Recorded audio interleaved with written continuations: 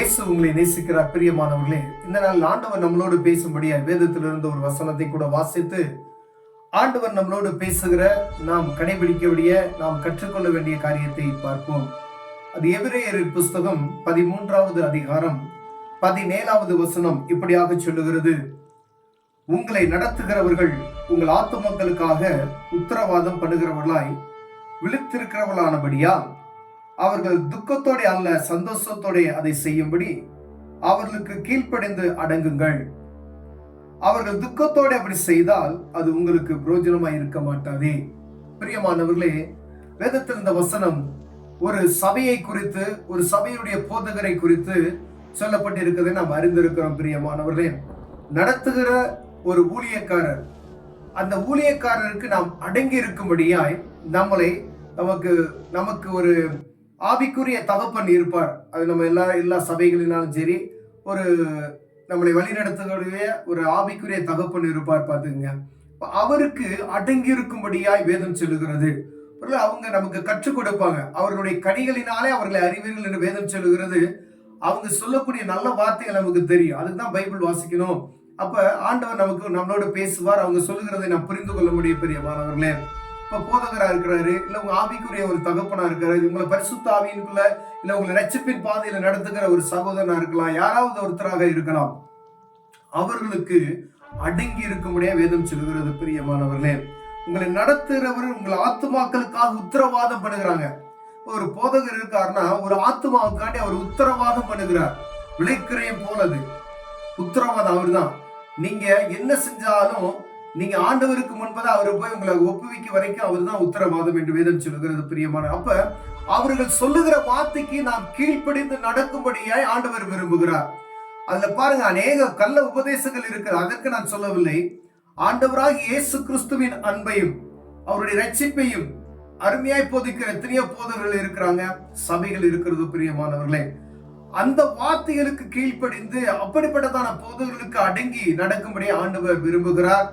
அதை தான் ஆண்டவர் வேதத்தில் எழுதி வைத்திருக்கிறார். பிரியமானவர்களே, அநேக போதகர்கள் உண்டு. மோசே வழி நடத்தி வர்றார் பாருங்க. 6 லட்சம் ஜனங்களை நடத்திட்டு வராங்க. அவர்களுக்கு ஜனங்கள் கீழ்ப்படிந்து நடக்கிறாங்க பாருங்க. அவர்களுக்கு விரோதமாய் பேசினவருடைய நிலைமை நமக்கு தெரியும். அவர்கள் ஆண்டவருக்கு விரோதமாய் பேசின காரியம் நமக்கு வேதத்துல நம்ம வாசிக்கும் பொழுது ஆண்டவர் நமக்கு சொல்லி இருக்கிறார். அவர்களுக்கு ஏற்பட்ட நிலைமைகளை நாம் புரிந்திருக்கிறோம். பிரியமானவர்களே, நம்ம அதற்கெல்லாம் போக வேண்டியது இல்லை. நாம் ஒரு சபைக்குள்ள இருக்கிறோம் வச்சுக்கோங்களேன். அந்த சபைக்குள்ள நடத்துகிற போது நமக்கு ஆவிக்குரிய தகப்பனா இருக்கும் பொழுது அவர் நமக்கு உபதேசிக்கிற வார்த்தைகளாலும் சரி, நமக்கு அநேக நற்காரியங்களை அவர்கள் சொல்லுவார். இப்படி நடங்க, இந்த வழியில போகாதீங்க அப்படின்னு நமக்கு சொல்லிக் கொடுக்கிற அந்த காரியங்களை நாம் பிடித்து கொண்டு வேதத்துக்கு அதை ஒப்பிட்டு நடக்கிற காரியமா இருக்குமே, ஆனால் அதற்கு கீழ்ப்படிந்து நடக்க வேண்டும். அப்படி இல்லை அப்படின்னு சொல்லி அவங்களை கஷ்டப்படுத்தணும் அப்படின்னு சொன்னா வேதம் சொல்லுகிறது அது உங்களுக்கு பிரயோஜனமா இருக்காது. உங்க ஆவிக்குரிய வாழ்க்கை அது பிரயோஜனமா இருக்காது என்று வேதம் சொல்லுகிறது. பிரியமானவர்களே, நம்முடைய ஆசீர்வாதமா இருக்காது என்று வேதம் சொல்லுகிறது. ஒருவேளை அப்படிப்பட்டதான வாழ்க்கையில நாம் இருப்போமே, ஆனால் ஒரு எந்த சபையாக இருக்கலாம். ஒரு போதகருக்கு விரோதம் நீங்க கரம் நீட்டி பேசுறீங்க அப்படின்னு ஆண்டவர் சுமத்துல கணக்கு ஒப்புவிக்க வேண்டியதா இருக்கு. பிரியமானது, ஒரு சபை இருக்குன்னா அங்க சொல்லப்படுகிற வார்த்தைக்கு அடிபணிந்து நடங்க. கூடுமானால் அவர்களோடு இணைந்து நீங்கள் அவங்களை அர்ப்பணித்து ஊழியம் செய்யுங்க. அவர் செய்கிற காரியத்துக்கு, அவர் சொல்லக்கூடிய காரியத்துக்கு அவரை கஷ்டப்படுத்தி, அவருக்கு மாறாக முரண்பாடாக நடந்து அவரை காயப்படுத்தி, அவர் குடும்பங்களை காயப்படுத்தி அப்படிப்பட்டதான காரியம் நமக்கு ஒரு நாள் இருக்கக்கூடாது என்று ஆண்டவர் விரும்புகிறார். பிரியமானவர்களே, கர்த்தருடைய பிள்ளையை நாம் நல்வழிப்படுத்துகிறார்கள், அதற்கு தான் அழைக்கப்பட்டு இருக்கிறார்கள் என்று நாம் அறிந்திருக்கிறோம். அதற்கு மேலாய் ஆண்டவர் தான் அவர்களுக்கு கணக்கு ஒப்புவிக்க வேண்டும். ஒருவேளை அவர்களை நியாயம் விசாரிப்பதற்கு நமக்கு எந்த விதத்திலும் தகுதி கிடையாது. ஆண்டவர் சொல்லியிருக்கார், அதை பத்தி நீ விட்டுருன்னு சொல்லிட்டாரு, நான் அவர்களை பார்த்துக் கொள்வேன் என்று சொல்லியிருக்கார். பிரியமானவர்களே, ஒருவேளை நம்ம சபையில இருக்கிறோம் அப்படின்னா சபையுடைய போதகருக்கு அவருடைய வார்த்தைகளுக்கு நமக்கு சொல்லிக் கொடுக்கிற நல் வார்த்தைகளுக்கு கட்டுப்பட்டு நடந்துமையானால் நம்முடைய வாழ்க்கை ஆசீர்வாதமாய் இருக்கும் என்று வேதம் சொல்லுகிறது. ஒருவேளை இவ்வளவு நாட்கள் நம்ம சபைக்கு போயிருக்கலாம். ஒருவேளை போதகர் சொல்லியிருப்பாரு, நீங்க இந்த மாதிரி காரியத்தை செய்யாதீங்க. இப்படி ஒரு உதாரணத்துக்கு வாலிப பசங்களை பார்த்து அநேக போதகர்கள் சொல்வதுண்டு, இந்த இடத்துக்கு போகாத அப்படின்னு சொன்னா அவங்க என்ன செய்வாங்க, ஏதோ போதகர் சொல்றாரு அப்படின்னு சொன்னா, ஆனா அவர்கள் சொல்லுகிற வார்த்தைக்கு நீங்கள் நடந்தே அது உங்களுக்கு பிரயோஜனமா இருக்கும். அவர்கள் சொல்லுகிற வார்த்தைக்கு நீங்கள் அதை மதிக்காதபடி போனீங்கன்னா ஆண்டவர் சொல்றாரு, அவர்கள் வாழ்க்கை நீ கேட்டு அவங்க கஷ்டப்படுத்துறீங்க அப்படின்னு சொன்னா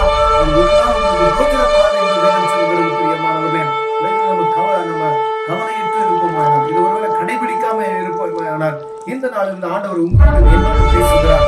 கர்த்தருடைய ஊழியக்காரர்களுக்கு அடிபணிந்து அவர் சொல்லுகிற வார்த்தைக்கு கீழ்ப்படிந்து வேதத்துக்கு பணிந்து வேதம் சொல்லுகிற வார்த்தைக்கு அடிபணிந்து நம்ம நடக்குமே ஆனால் கர்த்தர் நம்மை உயர்த்துகிற வல்லமையில இருக்கிறார். கர்த்தர் நம்மை ஆசீர்வதிக்க வல்லமையில இருக்கிறார். கண்களை மூடி ஜெபம் செய்வோம். பிரியமானவர்களே, அன்பின் தகப்பனே, ஊழியக்காரர்கள் சொல்லுகிற வார்த்தைகளுக்கு நாங்கள் கீழ்ப்படிந்து நடக்க அடங்கி இருக்க என் தேவன்களுக்கு விரும்ப பாராட்டுகிறேன்.